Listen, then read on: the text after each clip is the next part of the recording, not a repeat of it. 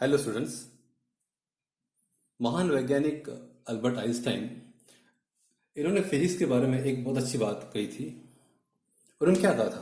उन्होंने कहा था कि जब तक आपको कोई चीज आपके दादी माँ को आप समझा नहीं सकते, तब तक आप ये नहीं समझ सकते कि ये चीज मुझे समझ में आई है। इसका मतलब क्या होगा? कि मतलब आपको कोई चीज क्रिस्टल क्लियर समझ में आती है, तभी आप ये कह सकते हैं कि आपको ये टॉपिक समझ में आया है। आइंस्टाइन जी का सारा काम फिजिक्स में था। ऑब्वियसली उन्होंने फिजिक्स के बारे में कहा होगा। ये सेंटेंस मैं आपको इसलिए कह रहा हूं क्योंकि इलेक्ट्रिसिटी की जो चैप्टर है, ये समझने में कई विद्यार्थी को डिफिकल्टी जाती है। तो लेकिन यदि हम बहुत डीप में जाएंगे, बहुत डीप में इसको समझने की कोशिश करेंगे, तो होगा ये कि आपका बहुत सारा समय आपका फिजिक्स ले लेगा और आपको जो बाकी सब्जेक्ट्स है, केमिस्ट्री या बायोलॉजी या मैथ, इसमें आप समय नहीं दे पाएंगे। लेकिन मेरी ये कोशिश ये रहेंगी कि आपको हर एक चीज जो है ये क्रिस्टल क्लियर समझ में आनी चाहिए। यदि आपको ये टॉपिक अच्छे से समझ में आ गया तो आप इसके न्यूमेरिकल भी अच्छे से सॉल्व कर सकेंगे। तो स्टूडेंट, आज का टॉपिक है हमारा इलेक्ट्रिक लाइन ऑफ फोर्सेस। इसके पहले के लेक्चर में हमने देखा था कि जब दो अनलाइक चार्जेस आर डिस्टेंस पे होते हैं तो उनके बीच एक इलेक्ट्रोस्टैटिक फोर्स होता है। उस फोर्स का मैग्नीट्यूड उसका जो वेक्टर फॉर्म है ये हमने देखा था। और उसके बाद के टॉपिक में हमने इलेक्ट्रिक फील्ड और इलेक्ट्रिक फील्ड इंटेंसिटी इसकी भी बात की थी। Electric field intensity vector E, जो कि होता है आपका वेक्टर एफ बाय क्यू, ये हमने देखा था। तो ये जो इलेक्ट्रिक फील्ड है या ये इलेक्ट्रिक लाइन ऑफ फोर्सेस है, इसको दिखाने का एक तरीका फैराडे ने बताया था। फैराडे ने क्या किया था कि उन्होंने कहा था कि भाई ये जो फील्ड है, ये जो इलेक्ट्रिक लाइन ऑफ फोर्स का जो फील्ड है, ये हम कैसे दिखा सकेंगे। तो उन्होंने कुछ ऐसे पैटर्न बताए या कुछ डायरेक्शन बताए। तो उसकी जो प्रॉपर्टीज है, इलेक्ट्रिक लाइन ऑफ फोर्सेस की प्रॉपर्टी है, वो प्रॉपर्टीज मैं आपको यहां बताऊंगा। मान लो कहीं पे कोई चार्ज है, मान लो कि ये पॉजिटिव चार्ज है, ये आपका नेगेटिव चार्ज है, ये आपका पॉजिटिव चार्ज है, ये आपका पॉजिटिव चार्ज है। ये जो दो पॉजिटिव चार्जेस है, ये और ये पॉजिटिव और ये नेगेटिव, ये आइसोलेटेड है। मतलब इसके बीच में कोई फील्ड नहीं है, ये दूर है। ये पॉजिटिव और वो जो नेगेटिव है, ये आइसोलेटेड है, इनके बीच कोई चार्ज नहीं है या कोई फील्ड नहीं है। इसका मतलब आप इसको आइसोलेट समझ रहे हो और इसको आइसोलेटेड समझ रहे हो। ये अलग है, ये अलग है। तो ये दोनों चार्ज अलग हो गए। और यहां आप देखेंगे कि ये पेयर है आपके लाइक चार्जेस का। ये आपका पॉजिटिव चार्ज है, ये आपका पॉजिटिव चार्ज है। और यहां पर जो है, यहां पर ये पॉजिटिव चार्ज है और ये नेगेटिव चार्ज है। तो इस पॉजिटिव चार्ज की तरफ यदि आप देखेंगे तो यहां पे देखेंगे आपके lines, electric line of forces कहां जा रही है? आपकी इलेक्ट्रिक लाइन ऑफ फोर्सेस ये बाहर जा रही है, ये पॉजिटिव चार्ज की। यहां पे देखेंगे जबकि नेगेटिव चार्ज है, इसकी लाइन ऑफ फोर्सेस ये टुवर्ड्स चार्ज आ रही है, यानी कि एक जगह से निकल के यहां पर पहुंच रही है। यहां पर देखेंगे आप तो ये जो लाइन ऑफ फोर्सेस है, यहां से बाहर जा रही है, यहां से भी बाहर जा रही है, क्योंकि दोनों पे पॉजिटिव चार्ज है। और ऐसे लग रहा है कि ये जो लाइन है ये एक दूसरे को रिपेल कर रही है। और यहां पर आप देखेंगे कि ये जो पॉजिटिव चार्ज है ये नेगेटिव चार्ज है, और ये दोनों चार्ज के बीच में आपको पता है कि फोर्स ऑफ अट्रैक्शन होगा।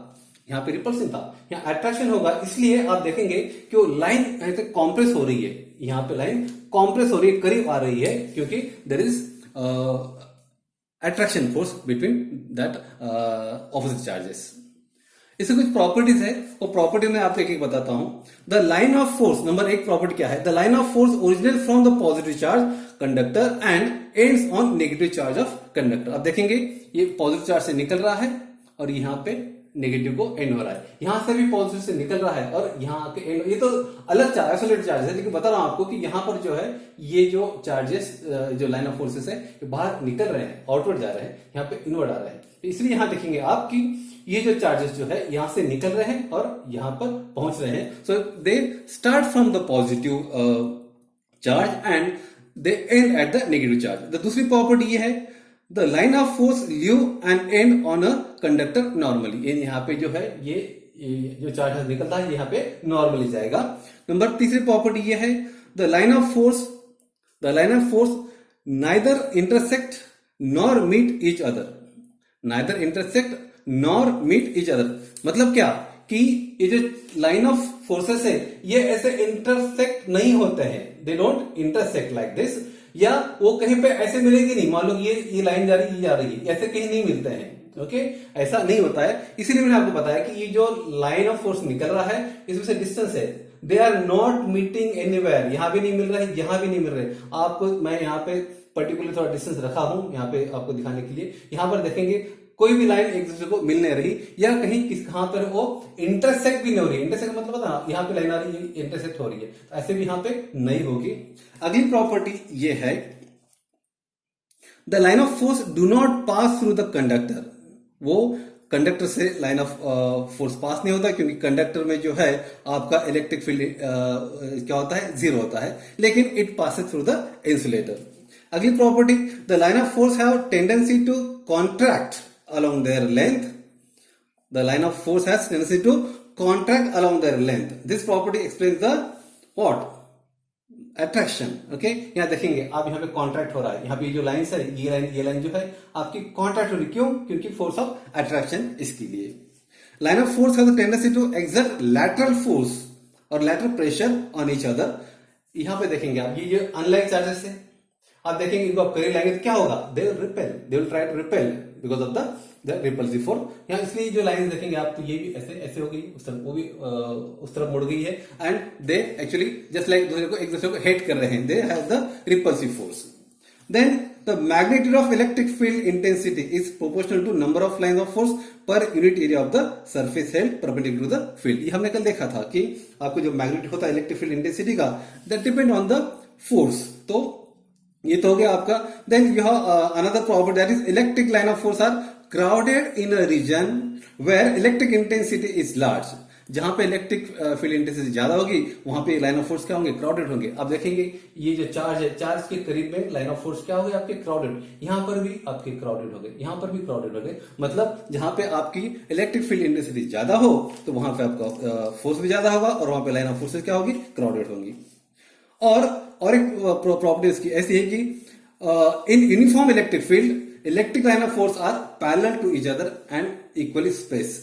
जब हमने इलेक्ट्रिक फील्ड की बात की थी कि यूनिफॉर्म इलेक्ट्रिक फील्ड या नॉन यूनिफॉर्म इलेक्ट्रिक फील्ड या रेडियल इलेक्ट्रिक फील्ड, उस समय देखा था कि लाइन ऑफ फोर्स जो होता है वो पैरेलल होता है, लाइन ऑफ फोर्स ऑफ जो होता है उसमें पैरेलल होता है।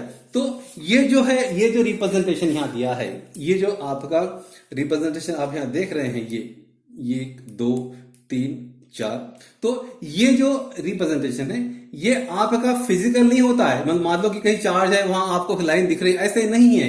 ये सिर्फ अब हमारे कंसिडरेशन के लिए या हमको समझने के लिए ये साइंटिस्ट फैराडे ने ये बताया था कि भाई ये आपको इसको ऐसा समझ सकते हो, ये जो लाइन ऑफ फोर्सेस को आप ऐसा समझ सकते हो, और एक्चुअली आप फिजिकल में ऐसा आप लोग देखे आपको देखने में नहीं मिलेगा, लेकिन ये आपको सिर्फ ऐसा समझना है। तो स्टूडेंट ये तो हो गया आपका properties of line of forces. ये आपका पॉजिटिव, ये आपका नेगेटिव आइसोलेटेड, और ये आपका पेयर है लाइक चार्ज का। और ये जो है आपका ये अनलाइक चार्जेस, ये पॉजिटिव चार्ज है, ये नेगेटिव चार्ज है, और यहां देखेंगे आप in between the positive and negative charges, you know there is the force of attraction। तो attraction के कारण ये लाइंस जो हो गए आपके क्या हो रही है, ऐसे कॉम्प्रेस हो रही है, यानी कि यहां पर आपकी करीब आ रही है। और मैं बता दूं आपको, इसी को कहते हैं इलेक्ट्रिक डायपोल। इसी को हम क्या कहते हैं, this is the electric dipole. तो स्टूडेंट्स इसके आगे जो टॉपिक हम पढ़ेंगे वो आपको यही सीखना है कि जहां पे एक पॉजिटिव चार्ज है और एक नेगेटिव चार्ज है, और दोनों मिला के क्या बनेगा, दोनों मिला के बनेगा आपका इलेक्ट्रिक डायपोल। इससे बनेगा आपका इलेक्ट्रिक डायपोल। तो अभी हम समझेंगे what is mean by electric dipole actually. तो मैं आपको बता दूं, ऐसे कई सब्सटेंस होते हैं, ऐसे कई सब्सटेंस होते हैं कि जिसके मॉलिक्यूल होते हैं वो बिहेव करते हैं इलेक्ट्रिक डायपोल की तरह। वो बिहेव करते हैं इलेक्ट्रिक डाइपोल की तरह। तो आपको मैं बताता हूं कि ये यहां देखिए, ये नेगेटिव चार्ज है, ये आपका पॉजिटिव चार्ज है, ओके।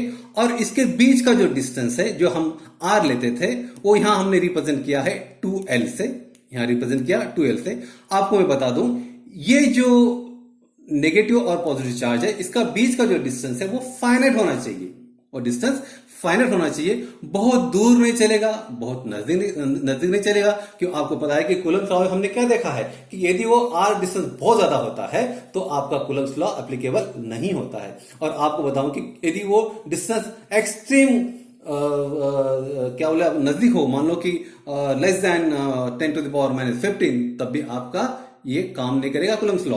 तो यहां मैं बता दूं आपको, ये नेगेटिव चार्ज है, ये पॉजिटिव चार्ज है, और इसके बीच का जो डिस्टेंस हम आर लेते थे, वो डिस्टेंस आपका फाइनाइट डिस्टेंस है, यानी एक ऑप्टिमम डिस्टेंस है, और उसे हम रिप्रेजेंट कर रहे हैं यहां पे 2L से। ये डिस्टेंस हमने क्या यूज किया, ये 2L रिप्रेजेंट किया। यानी आप समझ सकते हैं कि ये O से लेकर A तक का डिस्टेंस, A वो कितना होगा, स्मॉल l, और O भी कितना होगा, स्मॉल l, दोनों मिला के कितना हो जाएगा 2L। तो यहां पे हमने वो 2L किया है, क्योंकि इसके आगे जब हम आगे की स्टडी करेंगे उसमें हमको इसका काम पड़ेगा। तो आपको बता दो कि यहां पे पॉजिटिव चार्ज, ये आपका नेगेटिव चार्ज, यानी नेट चार्ज क्या हो जाएगा, आपका नेट चार्ज ये आपका 0 हो जाएगा, क्योंकि पॉजिटिव और नेगेटिव चार्ज ये आपके साथ में है, इक्वल है।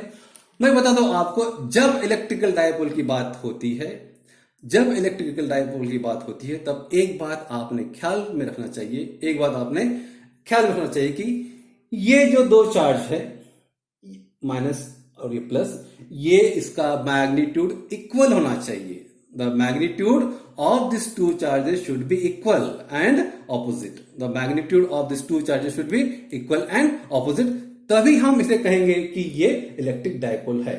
मान लो ये -2 कूलम है और वाला +2 कूलम है, चलेगा। लेकिन यदि मान लो वो 3 कूलम हो रहा है, ये 2 कूलम है, तो ऐसे नहीं चलेगा, क्योंकि ये जो चार्जेस होते हैं ये इक्वल होते हैं और ऑपोजिट होते हैं, तभी हम इसे इलेक्ट्रिक डायपोल कहेंगे। तो ये इलेक्ट्रिक डायपोल फॉर्म कैसे होते हैं, कि इसके जो एग्जांपल कौन सा है, कि आपका जो सब्सटेंस जिसके मॉलिक्यूल्स जो होते हैं ये इलेक्ट्रिक डायपोल की तरह काम करते हैं, वो कौन कौन से होते हैं। तो आपका HCl या सल्फर डाइऑक्साइड, ये जो होते हैं, इनके जो मॉलिक्यूल होते हैं, ये बिहेव करते हैं आपके डायपोल की तरह। इसमें होता क्या है कि मान लो HCl है, तो हाइड्रोजन और क्लोरीन। तो हाइड्रोजन का जो हाइड्रोजन के एटम में आपको पता है कि उसमें प्रोटॉन होगा और आपके इलेक्ट्रॉन होंगे इसके अंदर, और हाइड्रोजन क्लोरीन कैसे हुआ गया कि उसमें भी आपके इलेक्ट्रॉन होंगे और प्रोटॉन होंगे। तो होगा ये कि दोनों जो चार्ज होते हैं इलेक्ट्रॉन और प्रोटॉन के, ये इस तरह ग्रुपिंग होता है उसका, कि एक तरफ आपका प्रोटॉन होता है, एक तरफ आपका इलेक्ट्रॉन होता है, और ये जो पॉजिटिव प्रोटॉन और ये आपका इलेक्ट्रॉन है, ओके, ये प्रोटॉन और इलेक्ट्रॉन, इसके बीच का कोई एक थोड़ा स्मॉलेस्ट डिस्टेंस होता है, और ये दोनों मिलाकर बनता है आपका इलेक्ट्रिक डायपोल। मैं फिर से बता दूं आपको कि HCl का, ओके, इसमें हाइड्रोजन और ये Cl का जो दो ये हो गए एटम होंगे, जब इसका हाइड्रोजन का प्रोटॉन और इलेक्ट्रॉन और Cl का इलेक्ट्रॉन और प्रोटॉन ये जब साथ में आते हैं, तो उसमें होता क्या है कि आपके नेगेटिव चार्ज का अलग ग्रुप होता है और पॉजिटिव प्रोटॉन का अलग ग्रुप होता है, और उसके बीच में एक स्मॉलेस्ट डिस्टेंस रहता है। तो उसका मतलब क्या, एक तो आपका यहाँ पॉजिटिव चार्ज हो गया, यहाँ आपका नेगेटिव चार्ज हो गया, और आपको डिस्टेंस स्मॉल मिल गया। बना क्या, तो बना आपका इलेक्ट्रिक डायपोल। ये तो है वो, ओके। तो इस प्रकार आपका यहाँ पे इलेक्ट्रिकल डायपोल आपका हो जाता है। तो जो सब्सटेंस जिसमें आपके मॉलिक्यूल्स इलेक्ट्रिक डायपोल की तरह काम करते हैं, सब्सटेंस जिसके मॉलिक्यूल आपके इलेक्ट्रिकल डायपोल की तरह काम करते हैं, उसे कहते हैं हम पोलर सब्सटेंस। उसे हम क्या कहते हैं, पोलर सब्सटेंस कहते हैं। और उसका एग्जांपल क्या है, HCl, सल्फर डाइऑक्साइड, या बाकी और कुछ एग्जांपल होंगे। लेकिन कुछ मेटल ऐसे भी होते हैं कि जिसमें ये जो चार्जेस है पॉजिटिव और नेगेटिव, ये कोइंसाइड होते हैं। कोइंसाइड होने के कारण उनके अंदर एक डायपोल तैयार नहीं होता है। मान लो कि ये प्रोटॉन और इलेक्ट्रॉन, ये जो है दो आपके जो चार्जेस हैं, ये मान लो आपके बहुत करीब आते हैं, and there is hardly any distance between them.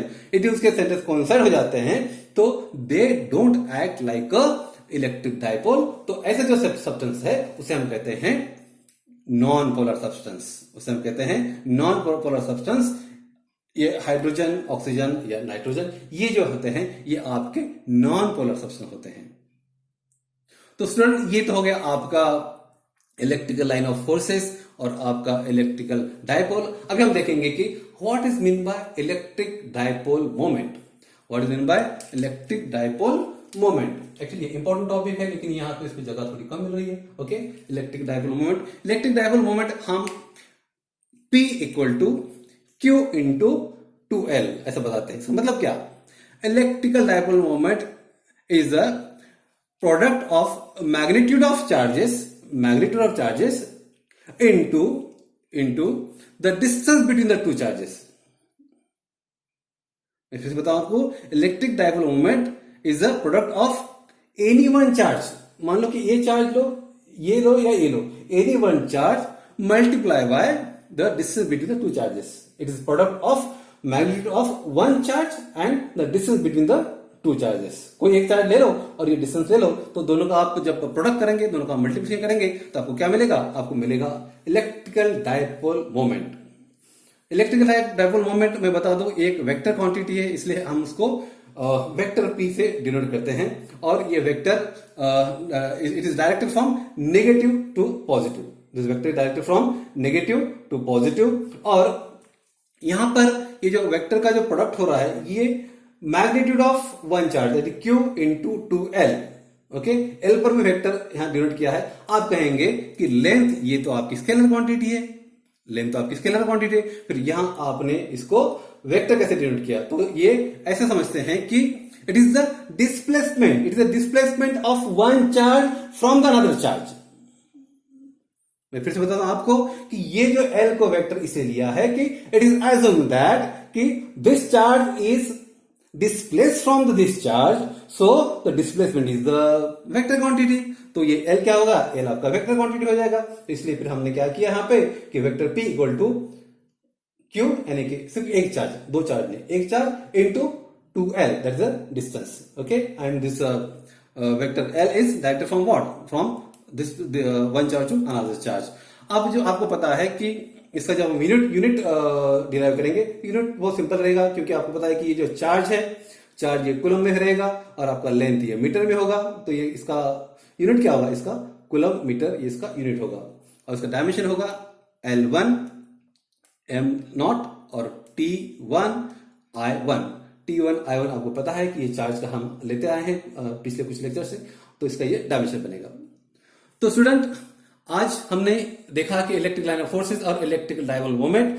मैं और एक बात बता दूं कि मान लो ये एक चार्ज है, ये नेगेटिव चार्ज है, ये आपका पॉजिटिव चार्ज है और इसके बीच का ये 2L क्या है? ये 2L आपका the distance between the centre of this charges. तो इसमें आपके और दो एक टेक्नोलॉजी है, एक है एक्सिस ऑफ डायपोल और दूसरा है आपका इक्वेटर ऑफ डायपोल। तो मैं आपको बता दूं the axis or the line which connects the center of one charge, the line which connects the center of one charge to the center of another charge is called as axis of dipole। It is called as axis of dipole।